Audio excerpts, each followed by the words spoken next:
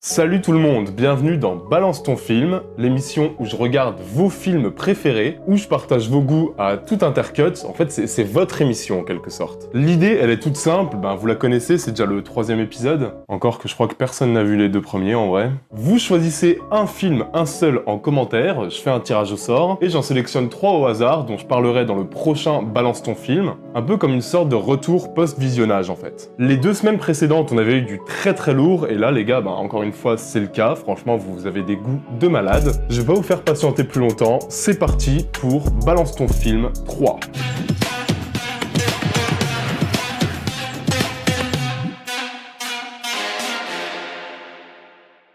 Et on commence immédiatement par un film qui nous a été conseillé par un gars qui s'appelle Olivier Le Fur. Et c'est un film que je connais. Cette fois, c'est un film que je connais. C'est un film que j'ai vu quand j'étais ado. Alors de mémoire que j'avais beaucoup aimé.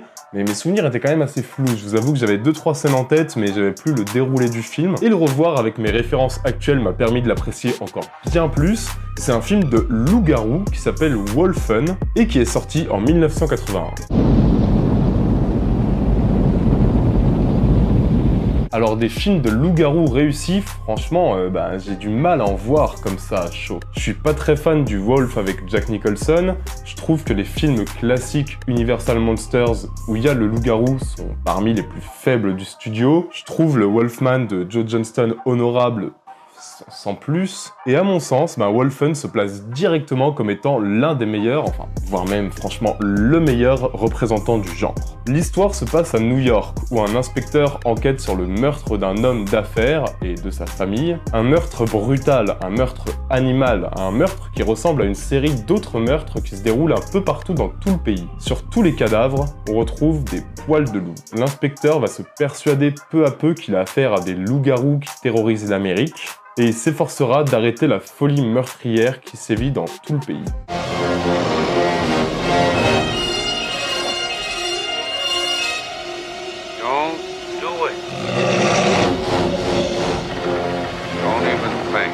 Avec un tel pitch, on peut s'attendre à quoi? On peut s'attendre à un film d'enquête, un film teinté de fantastique, avec un peu d'horreur. Et ça, c'est ce que vous allez avoir, mais vous allez aussi avoir en bonus une sorte de conte écologique et moral en fait. Un conte sacrément perturbant. En tout cas, je trouve que c'est bien plus original qu'un simple film de loup-garou classique entre guillemets. Wolfen cherche en permanence à dépasser son statut de film fantastique et d'horreur. Il cherche à créer une ambiguïté permanente entre réalité, croyance. Il cherche à questionner la place de la mythologie et de la foi dans un New York dégueulasse, un New York hyper vicieux, et ça c'est le genre de thématique que j'aime beaucoup, en tout cas qui est toujours une belle plus-value. Et je vais directement parler de mise en scène, parce que sur ce point, vraiment, Wolfen, il est sacrément intéressant. Il est très stylisé, mais il est toujours élégant, avec, évidemment, ce petit charme série B 80s que moi, personnellement, j'adore.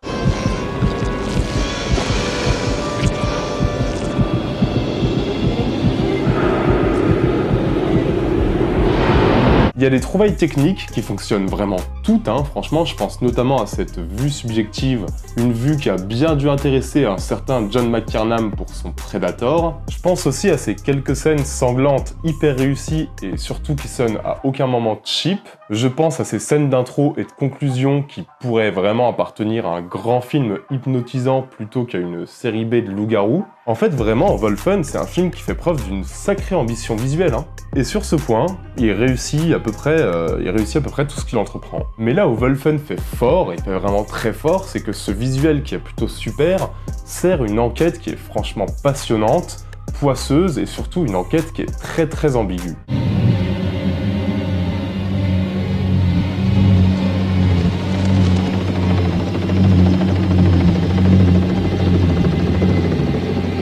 Outre la traditionnelle question du « est-ce que l'inspecteur est taré ? Qu'est-ce qui est vrai ? Qu'est-ce qui est dans sa tête ?» On est sur un scénario qui est quand même écrit de manière assez sadique, dans le sens où le film aime multiplier les fausses pistes, aime prendre la forme d'un espèce d'étrange labyrinthe de plus en plus opaque, jusqu'à parfois frôler le mysticisme assumé. Et je vais pas vous spoiler, mais la résolution est quand même franchement intéressante, elle est à mi-chemin entre le fantastique et le social, et elle amène Wolfen sur un terrain où on l'attendait pas forcément. Bon, il y a absolument rien de subtil en fait, par contre je tiens à le préciser très vite. Cette résolution, elle est assénée à la truelle dans un discours final. Bon, on a fait plus implicite, mais je trouve que c'est une tentative ambitieuse et une tentative qui du coup n'est pas dérangeante et que je trouve même assez cohérente avec le film en fait. Du coup, merci Olivier pour le rappel de Wolfen et je vous conseille à tous de découvrir ce film.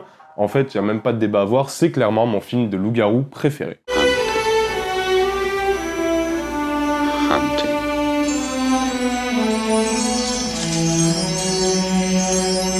Le deuxième film.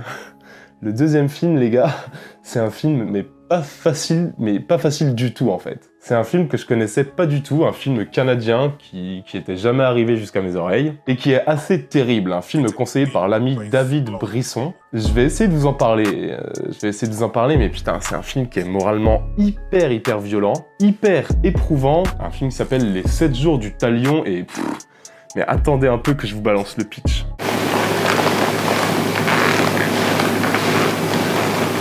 On va suivre l'histoire d'un père de famille. C'est un médecin heureux, sans histoire, dont la vie va brutalement basculer.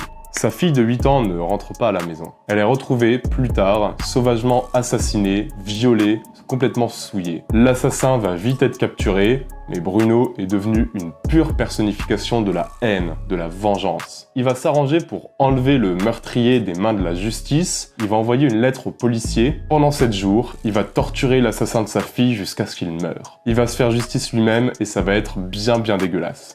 Ok, super, ça s'annonce bien comme film, hein. Et si je vous disais qu'en plus de ça, le réalisateur va s'amuser à accentuer l'horreur de la situation, une situation qui est quand même la pire qu'un père de famille puisse vivre en vrai. Parce que tout ce que je vous ai dit là, il va nous le faire vivre en 10 minutes. En 10 minutes, on va avoir la disparition de la gamine, l'angoisse du père, le père qui retrouve le corps de sa gamine mais en charpie et violé, pour que le film puisse se focaliser ensuite 1 heure durant sur les tortures infligées au monstre responsable du meurtre. Voilà, bon alors, ça c'est l'ambiance, c'est les 7 jours du talion, et les gars, c'est un film mais terrifiant. J'avoue, égoïste! Arrête!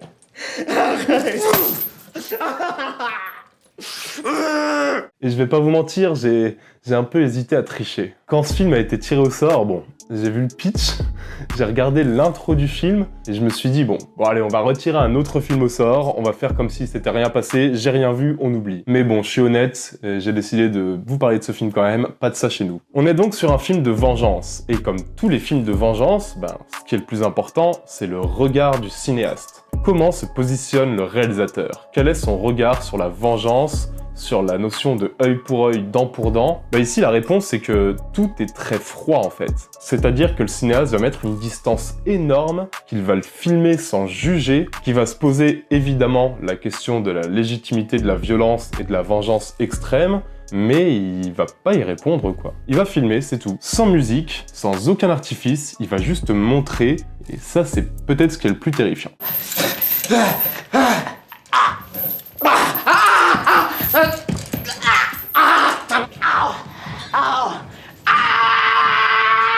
Et on va enchaîner les scènes de torture, mais des scènes qui sont extrêmement réalistes, donc évidemment extrêmement plus percutantes que pas mal d'autres films torture porn. Là on n'est clairement pas dans Saw 8, on est dans des situations réalistes atroces où le désespoir d'un père le transforme en machine à tuer.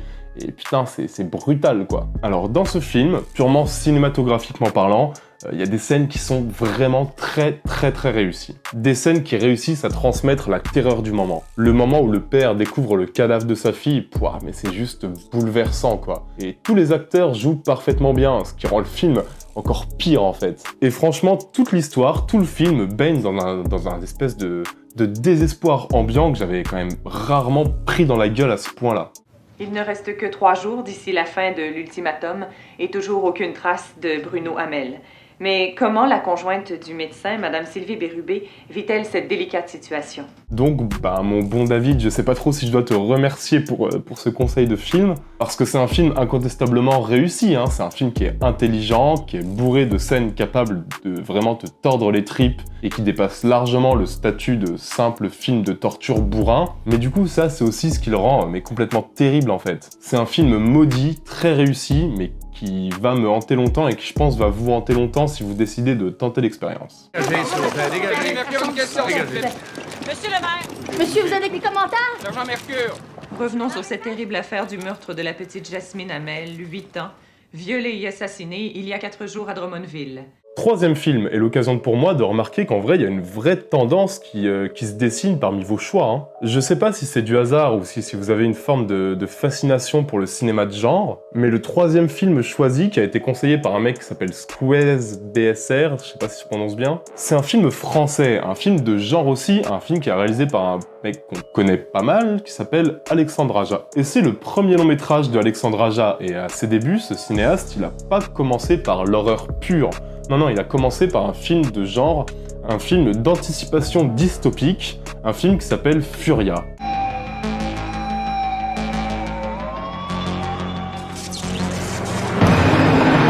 Alors, le film il se passe dans un futur proche, après la guerre, dans un pays qui est devenu une dictature policière. Plus aucune liberté d'expression, le régime fasciste réprime tous ceux qui parlent d'art, de littérature, de liberté. En fait, on va privilégier la paix aux libertés individuelles. Dans ce contexte-là, on va suivre Théo, qui est un ado qui sort chaque nuit et qui dessine sur les murs, au risque d'être arrêté puis tué. Toutes les nuits, il fait son rituel jusqu'à rencontrer Elia, qui est interprétée par une jeune Marion Cotillard, et qui a une nana qui a la même passion que lui. Ils se rencontrent, ils se plaisent, jusqu'au moment où Elia se fait griller et est arrêtée. Alors c'est un film qui a pas excellente réputation, c'est aussi le seul film d'Alexandre Aja que j'ai pas vu, enfin que je n'avais pas vu du coup, et il y a pas mal de choses à en dire.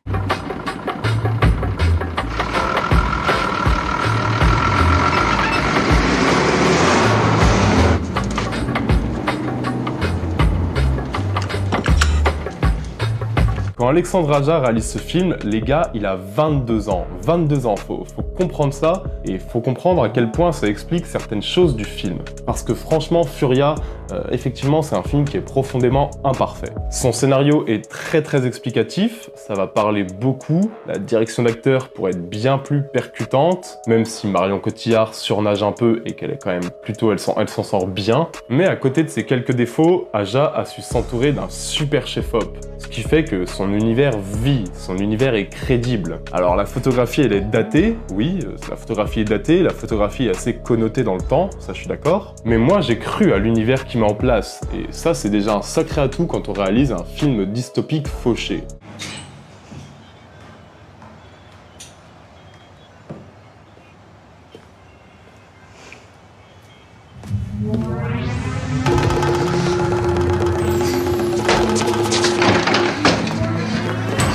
Cependant, bon, je vais pas vous mentir, hein, on est très loin de la maîtrise dont fera preuve Alexandre Aja dès lors qu'il va se tourner vers l'horreur. Le film se prend très au sérieux, alors qu'on comprend bien vite où il veut nous emmener. Et le résultat, c'est un film qui lorgne parfois vers l'amateurisme dans l'écriture. Franchement, on va pas se mentir, hein, il y a quand même un côté un peu amateur. Aja, il se laisse complètement déborder par son ambition, et il mise un peu trop sur le visuel et je trouve pas assez sur le reste. Ce film pour moi en fait, pour résumer, c'est un peu l'exemple parfait du premier film plein de promesses, plein d'idées et qui aurait pu être génial si son réalisateur avait été juste un peu plus expérimenté. Franchement, je suis sûr que si Alexandre Aja, le Alexandre Aja d'aujourd'hui, maintenant en faisait un remake, mais ce film ça pourrait être une petite bombe subversive en vrai. Hein. En l'état, Furia ça ressemble parfois un peu trop à une sorte de brouillon. Qu'est-ce que tu lui as fait ? Tu plaisantes, j'espère.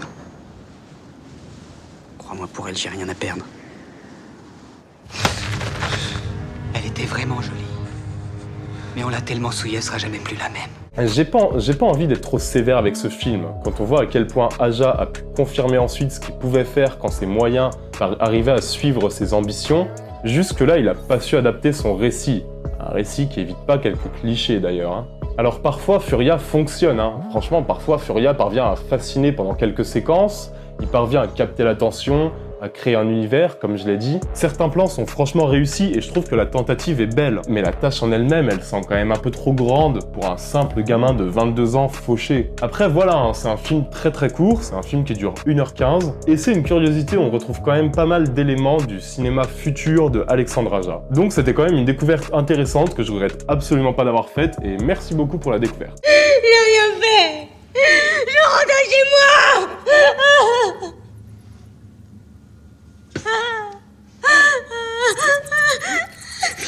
Voilà, on a fait le tour des 3 films. J'espère que parmi ces 3 films, vous avez découvert des trucs, en tout cas qu'il y en a certains qui vous ont plu. Franchement, c'est 3 films très intéressants et au moins les 2 premiers films, faut absolument les voir. N'hésitez pas à balancer vos films en commentaire, enfin vos films, un film, hein. Un film unique. Moi, je fais le tirage au sort et on se retrouve dans Balance ton film qui sort dans 2 semaines. D'ici là, prenez soin de vous, n'oubliez pas de partager ce post, etc. C'est hyper important, de vous abonner à la chaîne. Et n'oubliez pas non plus, c'est très important, surtout que vous êtes les meilleurs. On se retrouve très bientôt. Ciao à tous, bisous.